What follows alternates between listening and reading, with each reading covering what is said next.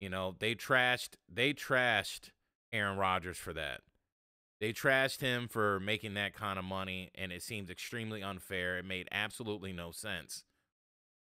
And it's unfortunate, but you know, here now, Jordan Love, you're welcome, right? If I was Aaron Rodgers, you say you're welcome because he was able to help you. He was able to help you get this contract, to get this kind of money, to make your dreams come true.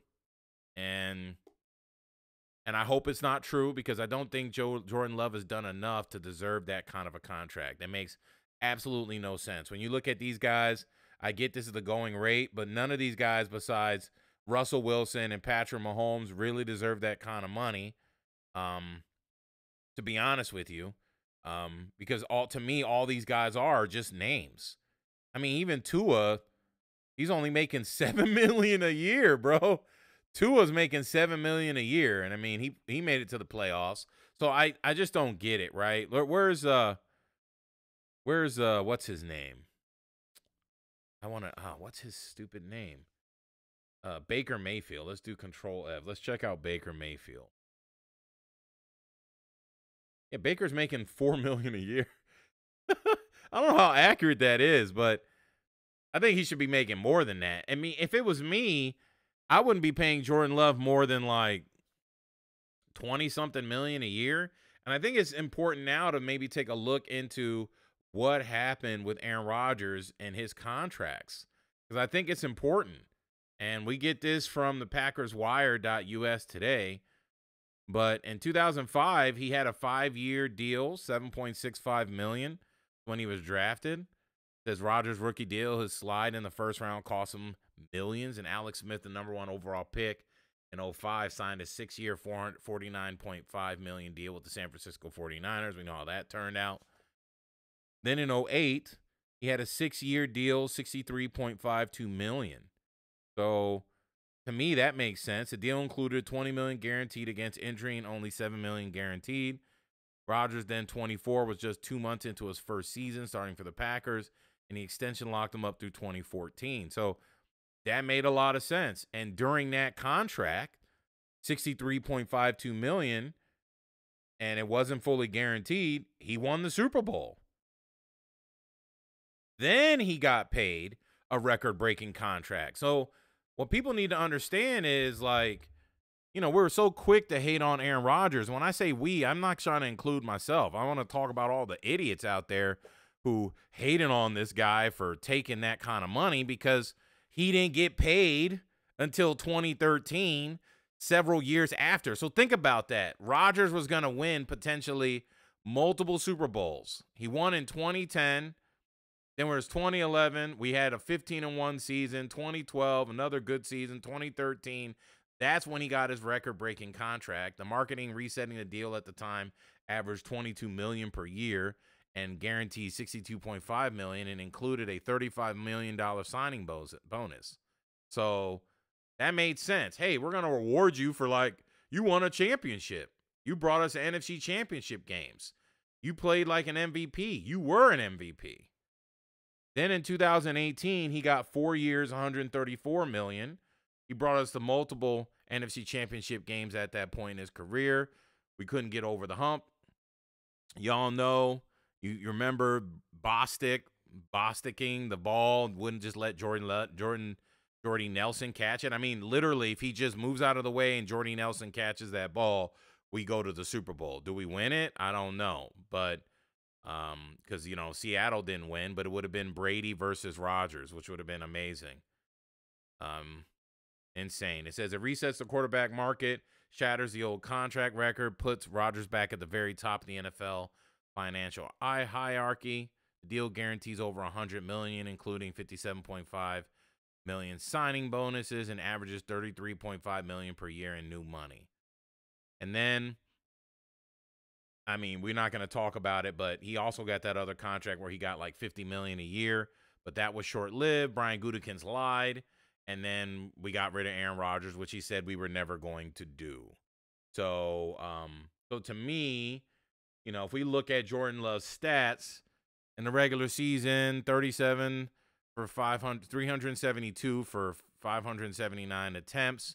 He had a 64% completion percentage. He threw for 4,159 yards. He averaged 7.2 yards, 32 touchdowns, 11 interceptions, and he had a rating of 96.1. So it was okay. It wasn't terrible. That's good.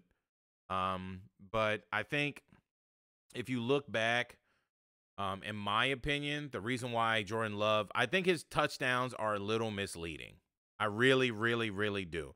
I think Jordan Love did not throw bombs that ended up in the end zone. I think Jordan Love used the running game to get down the field, to get into the red zone, because that's how Matt LaFleur called the plays. And then Matt LaFleur just called these throw-up passes specifically to pad Jordan Love's stats. Now, did he throw the touchdowns? Yes, he did. But was he like this? Was he this super dynamic thrower all year round, just throwing touchdowns left and right? No. Did he have games where he looked amazing? Of course he did. He definitely did. So we're not, I'm not going to revise history. He looked the best against the Dallas Cowboys. But in my opinion, it's the Dallas Cowboys. To me, if you look at game by game, you look at his QB rating, I think that kind of tells the story more than anything, right? Look who he plays against in the playoffs. He plays Dallas. He's got a QBR of 99.3. He plays the San Francisco 49ers, and he ends up with 2 interceptions and a QBR of 44.9 or a rating of 72.4. So to me, that's what really matters. I do think that the NFL is much weaker this year or this last year. Well, the year's not over yet because the Super Bowl is not over. The NFL is much weaker. He did play against their Super Bowl contenders, right? The 49ers made it to the Super Bowl. He did play against them. But my thing is, he had a chance to win that game, like a very, very convincing chance to win that game. This was not far-fetched, and he threw the most egregious pick. I can't even say it was Favre-like. I don't even know if you can compare the two, because Favre didn't throw stupid picks like that. It's been many years, so I'm sure we can maybe find one pick like that, but my goodness, that was a very bad throw. I did not like that, and that's what he did. So Brian Gutekunst is excited to build around Jordan Love, apparently. He says that Jordan Love had a really good season toward the end, especially the second half. I'm really excited to build around him. This is according to the CBS article by Garrett Pottle. And he said that Gutekunst said at his end-of-season press conference on Thursday, I think just the way he led our football team through the tough times, through the success, all the challenges. This success is I guess any success of winning is success, but, I question this. The teams you played against, the teams you struggled against, and then, of course, the padding of the stats with just forcing the ball through the air in the red zone, to me, is not enough. I need to see you throw the ball all over the lot. To me, it's like,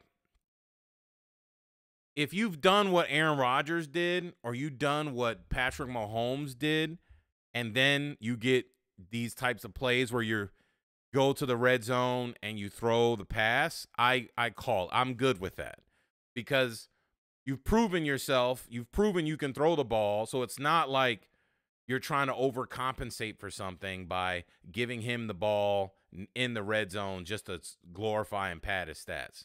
But to me, I don't look at Jordan Love like I do in Aaron Rodgers or Patrick Mahomes. I look at him as a guy trying to prove himself. So I don't want to see the head coach or the GM, and specifically the head coach, trying to put his quarterback in favorable positions to make his pick look like it was legitimate. And that's the reason why I take issue with that.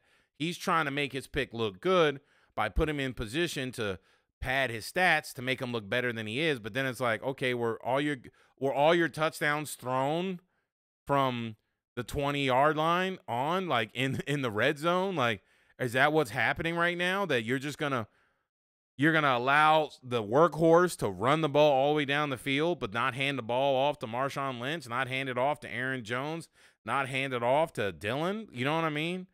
And I think that eventually kind of causes some issues, because it's like, bro, we get paid based off of like how many touchdowns I score, passes I catch, etc. And if you're just giving all of the hard work to the running backs and everyone else. But then when Jordan Love gets into the red zone, you just have him lob a pass up and score a touchdown.